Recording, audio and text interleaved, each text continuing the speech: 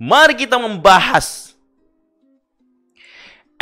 episode lagi pay-per-view wrestling event terbesar sepanjang sejarah gulat profesional.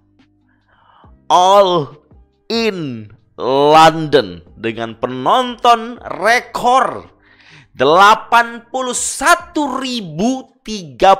orang yang nonton, masuk dan membayar tiket ya. Jadi yang kru nggak dihitung guys. Kru penjaga yang pakai jaket oranye di situ, yang bersih-bersih, yang jagain toilet minta duit 2.000 itu nggak dihitung guys ya. Yang dihitung adalah orang yang datang membayar tiket, dan totalnya 81.035 orang, dan itu rekor terbaru guys ya yang diumumin oleh AEW kemarin di All In London. Luar biasa, itu sudah mematahkan rekor WrestleMania 32. Kita udah bahas rekor ini ya guys ya. Kita fokus aja ke match-match yang terjadi. Saya akan bahas singkat-singkat aja sesuai dengan yang saya saksikan gitu. Mone nggak hitung ya. Pertama adalah Zero Hour match pertama, Ring of Honor World Tag Team Championship, Aussie Open, MJF and Adam Cole, baby. Jadi di buat teman-teman yang pengen nonton matchnya, nonton di YouTube ya. YouTube ada YouTube-nya WWE Zero Hour London. Skip aja langsung di bagian jam kedua. Dan mereka menyajikan, bukan berarti mereka menghemat tenaga mereka cukup signifikan di match awal untuk Adam Cole dan MJF untuk menuju main event dia. Karena untuk menuju main event kan masih ada sekitar lebih dari 3 atau 4 jam ya mereka bisa menunggu gitu. Jadi mereka bisa maksimal di sini juga untuk memberikan tontonan yang sangat-sangat excited lah. Dan apalagi hasilnya mereka diberikan kemenangan Ring of Honor World Tag Team Championship. Dan di hari ini di All In London Zero Hour ini, Aussie Open dapat dampaknya ya kalau saya bilang ya. Jadi kayak mereka kesannya hanya untuk menyerahkan title-nya di sini untuk for the sake of storyline antara MJF dan Adam Cole, baby ya guys ya. Jadi bisa dibilang nasib buruk lah untuk Aussie Open yang sudah berusaha untuk mempertahankan championship-nya di episode-episode Ring of Honor. Mudah-mudahan ya setelah storyline ini selesai antara mereka berdua ini, untuk yang lagi megang title ini bisa lanjut lagi lah untuk diperebutkan oleh orang-orang di Ring of Honor lebih kompetitif lagi begitu. Nah ini cukup menjadi hal yang menarik ketika saya tahu mereka menang. Dan saya tunggu juga, ini saya nggak munafik, saya juga tunggu ada pengkhianatan di ending guys. Sama saya seperti teman-teman semuanya. Dengan mereka menang championship, saya berharap ada pengkhianatan di ending match ini. Sama seperti Dean Ambrose dan Seth Rollins pas menang title langsung pengkhianatan. Harapan saya seperti itu awalnya guys. Tapi ya udahlah ya. Karena ini mereka malah saling malah semakin dekat begitu. Mereka menuju main event. Kita bahas main event lain kali guys ya. Lanjut lagi dalam match berikutnya. Masih Zero Hour, Jack Perry di FTW Champion melawan Hook untuk FTW Championship ya. Dan match ini di luar dugaan cukup spesial menurut saya, walaupun tidak begitu keren-keren banget ya. Dan match ini diwarnai dengan anak tengil ini guys ya. Kita akan bahas detail soal orang tengil ini berhadapan dengan CM Punk di belakang layar. By the way, untuk matchnya di spot limousine guys, itu luar biasa, oke banget, high race banget, dan itu jadi kayak poin dari match ini. Dan saya sangat-sangat excited ya menonton. Dan ya Hook dapat lagi championship-nya. Memang ceritanya menuju ke situ ya. Dan push heel-nya Jack Perry hanya sebatas pegang FTW Champion sebentar dan dimenangkan lagi oleh Hook di acaranya pay-per-view yang kick off show-nya lah ibaratnya Zero Hour. Menurut saya ya agak turun lah ya guys ya. Tapi saya tetap masih berharap Jack Perry masih bisa melakukan sesuatu dan menjadi heel yang baik lagi setelah ini. Lanjut lagi. Saya nggak bisa rate. Ya udah ulang. Gak usah rate ya. Oke ya, ada 3 ya. Biasa, keren banget ya. Ada 3 ya. Saya nggak bisa bilang buruk ya guys. Biasa, keren, dan keren banget. Ini keren. Ini biasa. Yang spesial cuma yang limousine. Ini biasa. Oke, lanjut guys ya. Ah, ini dia. Opening match kita untuk udah mulai pay-per-view-nya nih ya. Kita mulai opening match-nya, kita disajikan dengan pertandingan CM Punk melawan Samoa Joe, the TV Champion of Ring of Honor. Ini match untuk memperebutkan Real World Championship AEW yang dipegang CM Punk yang dikasih tanda X ya guys ya. Ini dianggap sebagai championship utama di Collision. Banyak yang bilang, aduh sampah matchnya, aduh kurang endingnya, aduh. Kalau saya ngerasa it's okay guys. Ini ending yang menurut saya yang memang dibutuhkan untuk match ini. Aksi dari Samoa Joe untuk nge-push CM Punk dengan memberikan chop bertubi-tubi, pukulan yang sangat fisikal, gerakan-gerakan yang bisa dibilang impactnya cukup kuat untuk badannya CM Punk sampai berdarah-darah begitu menembus kolong meja komentator. Itu cukup menurut saya. Untuk opening ini cukup. Endingnya dengan Pepsi Plunge, dengan pedigree dari atas itu, dan di tengah dia sedikit goyang-goyang ala si Hulk Hogan, dan ada John Cena juga Five Knuckle Shuffle-nya dia lakukan di situ. Menurut saya merupakan sentuhan yang cukup menghibur untuk mengisi cerita dalam match ini. Saya malah pengen banget mereka main lagi. Cuman kayaknya udah selesai nih storyline mereka. Dan endingnya itu cukup bagus untuk mereka berdua.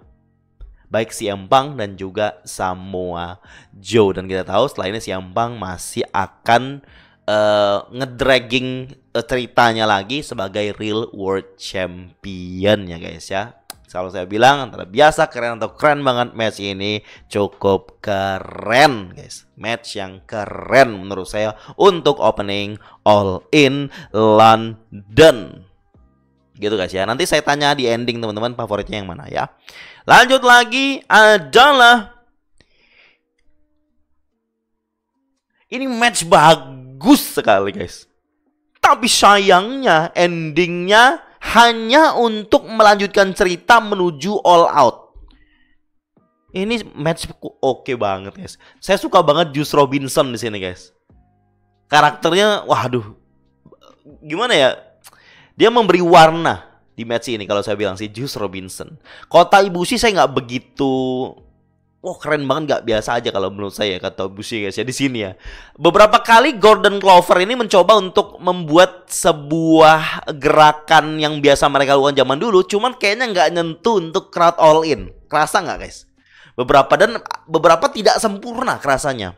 Golden Clover mencoba untuk kayak mereka melakukan gerakan mereka bersama gitu yang mereka bisa lakukan zaman dulu di NJPW. Menurut saya nggak begitu relate untuk sebagian besar orang. Mungkin ada beberapa orang yang relate atau mungkin kurang paham begitu ya untuk beberapa poin di sini. Ada beberapa poin kosong juga saya rasakan di match ini, tapi saya sangat senang sekali. Match ini saya bisa kasih, karena endingnya cukup merusak lah guys ya. Endingnya adalah Konosuke Takeshita itu setelah gerakan-gerakan keren dari si Kenny Omega, dia quick pin, roll up gitu, mencuri aja kemenangannya. Memang biasanya kalau kemenangan roll up itu untuk match selanjutnya guys, minggu depan All Out guys. Jadi ini tuh bisa jadi kayak jembatan menuju All Out aja gitu loh untuk beberapa story. Termasuk MJF sama Adam Cole itu bisa jadi rematch All Out. Begitu. Nah ini dengan ending roll up. Dan benar di media scrum, kaget saya. Dan memang benar di media scrum diumumkan kalau Konosuke Takeshita itu kalau nggak salah ya menantang Kenny Omega untuk all out match dari Don Callis. Begitu guys. Gitulah ya. Dan menurut saya match ini keren guys. Keren ya. Ini cukup jadi match yang keren. Saya mau bilang keren banget, tapi endingnya saya, aduh gimana ya? Ya agak malas bilang keren banget guys. Nah ini belum saya review. Keren banget guys, gila. Tolong teman-teman yang nggak suka AEW tonton match ini teman-temanku. Yang benci, yang bocil WWE, AEW apaan WWE yang keren, nonton match ini bro. Nggak pernah mengecewakan FTR Young Bucks guys. Saya excited sekali nonton matchnya, berkali-kali mereka kick out gitu, near fall. Bergantian bergerak. Wah, gila. Tonton ulang Guntur. Tonton guys, kalau perlu kalau misalnya dapat link haram di download semua all in ya. Next time kalian nonton lagi betapa kerennya match ini. Ini membuat saya cinta AEW dan seakan pernah melewatkan semua pay-per-view-nya guys. Terutama kalau match-nya orang berdua ini yang main lagi. Ada tribute untuk Bray Wyatt dan Terry Funk sama Jay Brody. Terry Funk kayaknya ya.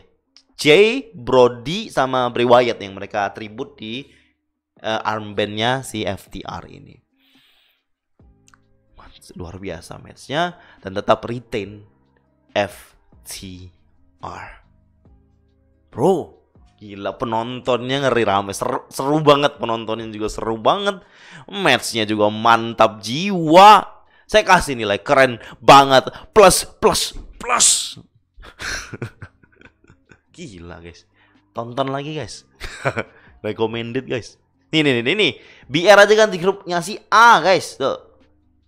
Ini juga bro. Ya mungkin nggak sebagian orang yang suka dengan berbagai part di sini ya guys ya. Ini Stadium Stampede itu selalu saya tunggu.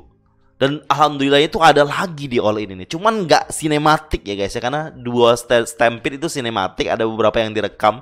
Ini kayak Anarchy in the Arena aja menurut saya. Sama kayak Anarchy in the Arena, cuma karena ini di stadion jadi dia bilang Stadium Stampede.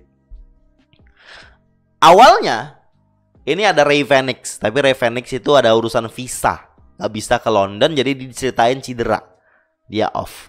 Terus Black Bull Combat harusnya ada satu orang lagi, tapi nggak tahu, kayaknya di cancel ya. Dan yang masuk cuma Santana dan juga Ortiz.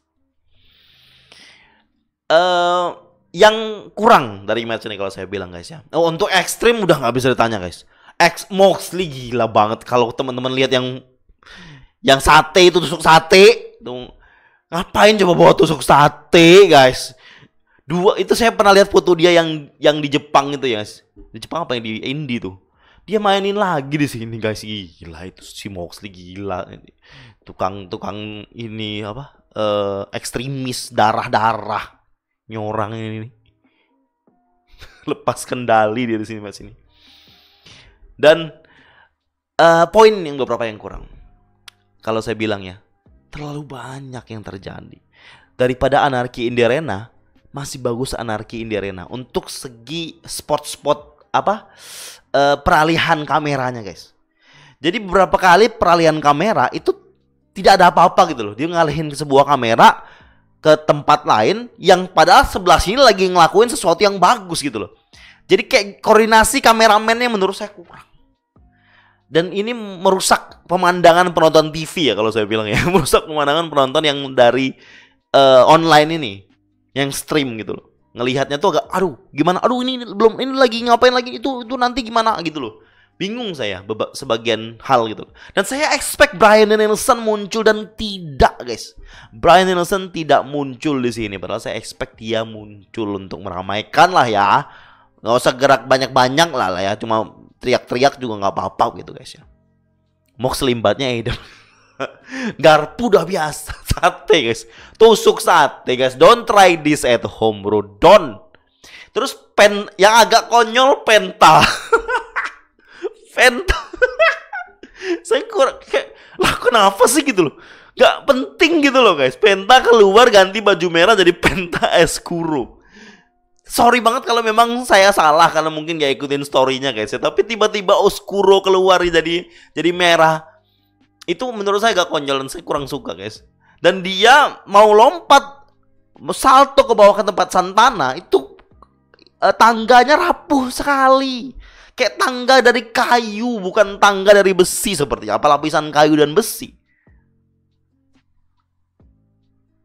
Tangganya patah guys pas Penta mau lompat, mau salto powerbomb yang flip itu loh ke sebagian sebelumnya, sebagian setelahnya, dan itu cukup. Tapi setelah itu Penta coba lagi gitu loh dan bisa berhasil. Cuma itu cukup mengganggu aja sih. Waduh, saya suka banget Eddie Kingston guys. Dia anarki kemarin Eddie Kingston kalau sudah balik lagi dari belakang keluar arena, itu seru banget terus di jalan. Terus di call sama Nigel McGuinness kalau nggak salah, dia berjalan seperti Terry Funk. Nice call kata si Jim Ross. Gila. Kita jadi pintu.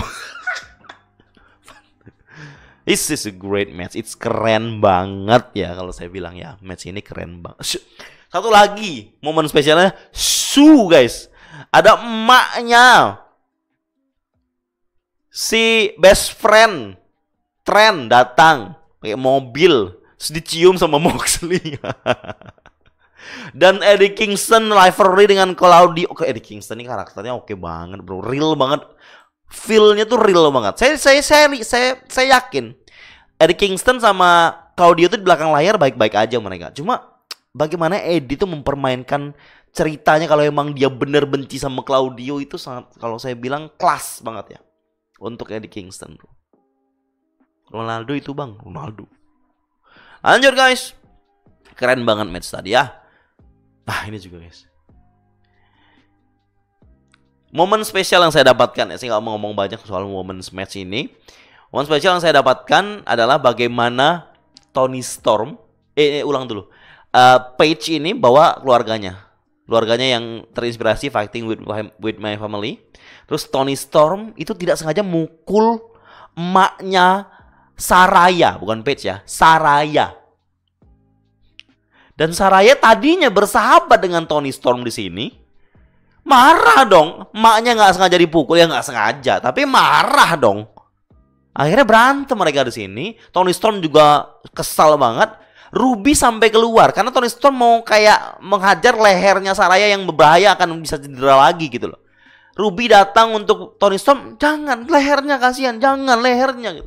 Terus Toni Storm marah, nggak mau dianuin Ruby Soho gitu, kalau nggak salah, nggak sengaja apa gimana gitu. Terus Ruby Soho marah terus pergi dia, ditampol sama Toni Storm tuh. Terus akhirnya ya Saraya balik lagi berantem lagi sama Toni Storm dan semuanya adil, mereka semuanya berantem. Cuma kasihan aja sama Hikaru Shida, di momen ini dia kehilangan title-nya, diambil oleh Paige karena memang WWE butuh feel good moment untuk lokal hero guys ya, untuk kemenangan lokal hero-nya. Seperti Will Ospreay menang, Saraya menang, sini dapat champion, dan juga di depan keluarganya. Susah banget tuh, sudah bawa keluarga itu pasti menang tuh guys. Dan Saraya memenangkan match-nya dan menjadi the new AEW Women's World Champion. Yang saya bilang match ini keren coy. Match-nya sangat keren. Gak keren banget ya guys ya, keren. Ada beberapa poin yang kurang juga sih menurut saya, ada beberapa hal-hal lambat terjadi di sini, menurut saya keren. Dan ini juga All in London Coffin match, it's a casket match. Yang menang itu harus memasuk, kalau misalnya yang kalah itu harus bukan yang kalah ya. Cara menangnya adalah masukkan salah satu pegulat ke dalam peti. Dan di sini ya jelas dimenangkan oleh Darby Allin dan Sting setelah memasukkan Swerve Strickland ke dalam coffin, ke dalam peti mati yang disiapkan. Dan ini cukup spesial menurut saya. Bukan spesial ya, cukup berbeda karena peti yang digunakan peti yang nggak biasa digunakan oleh match coffin matchnya Darby Allin. Biasanya Darby Allin itu kan simple tuh coffin match itu. Harusnya itu namanya bukan coffin match, casket match, karena petinya peti Undertaker yang dipakai guys. Peti-peti yang dipakai di match Undertaker kalau saya bilang. peti yang lebih mewah. Harusnya yang ini hal yang bikin saya ganjal tuh. Coffin-nya tuh bukan coffin yang biasanya dipakai Darby Allin. Coffin dance. Halo Pulung, Anda telat. Dan ternyata memang solid, beberapa spot banyak dilakukan di situ. Wah, itu Swerve Strickland dijepit di peti. Waduh gila guys itu guys. Dilompatin Darby coffin drop. Waduh ngeri banget itu guys. Kalau menurut saya matchnya oke banget. Oke banget. Biasa atau enggak ya keren karena aksi-aksi lompatannya, dan mungkin beberapa orang tidak suka termasuk saya di mana Sting terlalu OP di setiap matchnya di AEW. Hal yang tidak saya suka oleh AEW ini adalah terlalu meng-OP-kan Sting. Tapi itu mereka merasa itu benar. Mereka merasa melakukan hal yang benar dan melakukan yang tepat untuk Sting katanya. Kalau saya merasa, saya pribadi guys ya, sorry kalau teman-teman ada yang ngefans Sting ya, saya tidak suka Sting terlalu di-OP-kan. Begitu. Dan ini match hanya untuk kemenangan babyface ya guys ya. Dan menurut saya matchnya ya keren-keren aja. Ya mendekati biasa tapi ya keren karena gerakan-gerakan yang dilakukan Darby dan Sting. Ya keren ya. Oh iya, kan sebelumnya ini AR Fox guys yang harusnya main di sini. Tiba-tiba seminggu, kalau nggak salah seminggu itu AR Fox dikeluarin dari Mogul's Embassy. Karena kenapa? Karena AR Fox itu visanya nggak bisa masuk ke London. Jadi secara mendadak langsung diganti oleh Christian Cage. Keterlibatan Luchasaurus juga jadi hal yang meramaikan feud ini, sama Nick Wayne yang datang untuk membela Darby Allin di sini guys ya. Talenta mudanya AEW Nick Wayne. Sampailah kita ke Jericho melawan Will Ospreay. Masih banyak nih guys, santai guys. Mem abis ini nggak apa-apa lewat waktunya guys ya. Saya tahu semangat ngomongnya. Udah tuir kasihan dibanting bang. Makanya dibikin OP. Oh iya biar nggak dibanting ya kali guys ya. Dan kasih Darby spot solo Sting pensiun aja. Jangan dulu, banyak yang seneng masih. Sting belum mau juga katanya. Ada rencana deh dia mau. Lanjut lagi Chris Jericho versus Will Ospreay. Saya pernah bilang kalau nggak salah ya. Mungkin ada yang nanya teman-teman. Saya agak ragu dengan Chris Jericho bisa mengimbangi Will Ospreay. Dan keraguan saya tidak terjawab guys. Chris Jericho cukup bisa mengimbangi, meliuk-liuk, flipping, salto, moonsaultnya yang dilakukan oleh Will Ospreay di sini. Beberapa gerakan yang harus menuntut mereka harus salto bareng, Chris Jericho mampu melakukan itu. Dan saya apresiasi Chris Jericho di umurnya yang sudah tidak muda lagi, di bawah 60 tahun kalau nggak salah, 55 apa 56 deh kalau nggak salah. Itu bisa mengimbangi Will Ospreay yang memang punya histori bergulat langganan 5 starnya Opa Dave.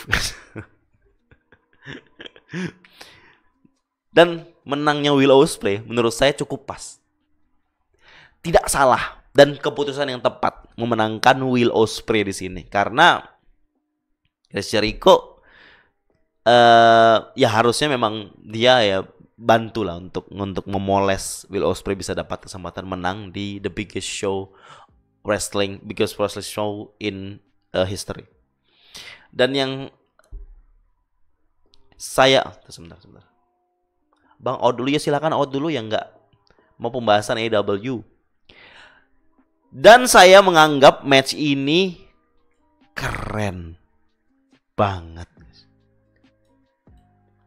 Saya ngerasa itu dan saya cukup mengapresiasi usahanya Chris Jericho dan membuat match ini menjadi semakin menarik. Bukan hanya dari segi kualitas match tapi juga dari segi story. Apalagi ditambah bumbu-bumbu Sammy Guevara. Yang jadi di ending Chris Jericho kesal. Dia kalah. Tinggal gak dapat kemenangan di show terbesar AEW. Terus datang Sammy Guevara mau menenangkan dia. Terus dia gak mau, dia pergi meninggalkan Sammy Guevara. Ini jadi cerita guys. Jadi cerita antara Sammy dan Chris Jericho di Dynamite besok. Atau mungkin menuju All Out. Dia akan match apa gimana. Kita tunggu saja. Dan satu hal yang kita notice. 2 kemenangan untuk 2 klien Don Callis family guys. Bangga gak Don Callis itu? Dia di All In show terbesar gulat, dua kliennya menang guys. Konosuke Takeshita pin Kenny Omega, Will Ospreay pin Chris Jericho. Mantap nggak tuh? Don Callis. Kurang dikit ini match bang, tapi Jericho patut apresiasi. Ya bener. Emang saya ngerasa agak kurangnya, cuma saya pengen tetap mengapresiasi dan saya menikmati match ini. Keren banget menurut saya guys ya. Lanjut lagi adalah nah ini dia. AEW World Trios Championship House of Black versus The Acclaim and Badass Billy Gunn. Bukan Daddy S, Badass Billy Gunn. Tapi di ending mereka tetap Scissors Me Daddy guys ya. Itu promo LGBTQ guys ya, kalau Scissors Me Daddy itu guys ya. Dan di match ini sebelum tuh entrance-nya House of Black.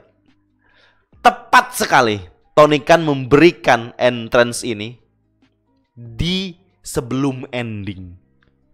Karena kenapa guys? Udah gelap stadionnya guys. Udah gelap stadionnya. House of Black harus matiin lampu dong kalau entrance. Dan sesuai ekspektasi kalau lampu dimatikan, biasanya House of Black itu kan dikasih kayak lampu-lampu biar rame gitu, biar beda daripada punyanya Bray Wyatt. Dan ternyata di sini dibiarin aja biar muncul Fireflies. Wah, itu cara mereka mentribut Bray Wyatt di entrance-nya House of Black. It's a right decision. Itu keputusan yang benar yang dilakukan oleh AEW untuk entrance ini. Dan ditambah lagi dengan nyata. Tadinya saya bilang ini cuma kebetulan aja jadi ada Fireflies gitu. Ternyata tidak guys. Buddy Matthews bawa lantern bro. Lantern yang memang untuk tribut Bray Wyatt guys. Lantern dia bawa, dia taruh di depan situ, terus mereka jalan. Dan entrance-nya mantap sekali. Selalu mantap ya kalau saya bilang. Dan hari ini mantap banget karena ditambah tribut dan pakai topeng-topeng begitu. Stylenya sangat-sangat mantap ya untuk House of Black. Tetapi mereka kalah by the way. Mereka kalah by the way guys. Beberapa poin saya lihat keren banget. Brody King itu nggak sengaja mukul atau nendang Malakai di sini. Terus ada si cewek ini namanya siapa lupa saya.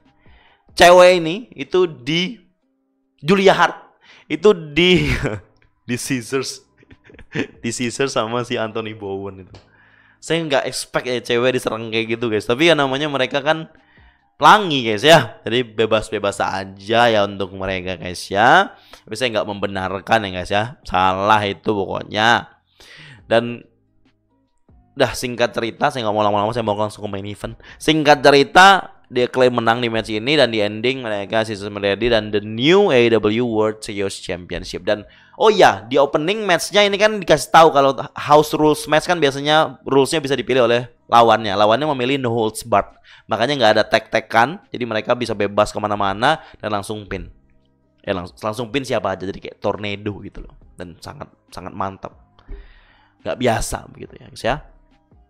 Nah ini waktu Julia Hart tuh. Janganlah nanti kena copyright. Matchnya keren banget nggak? Menurut saya ada spot keren. Tapi ini biasa. Menurut saya guys ya. Ada spot keren tapi ini ya bagus tapi biasa. Lanjut lagi, sampailah kita ke main event. Bahasa paling bener ya Matt Fari. Digunting marah, iya bener. Di Scissors. Sampailah kita di biggest main event. In the biggest show. It's all about friendship. Tentang persahabatan. Bagai kepompong. Tentang pertemanan yang semakin terasa emosional dan dekat. Dan itu menentukan ending dari match ini.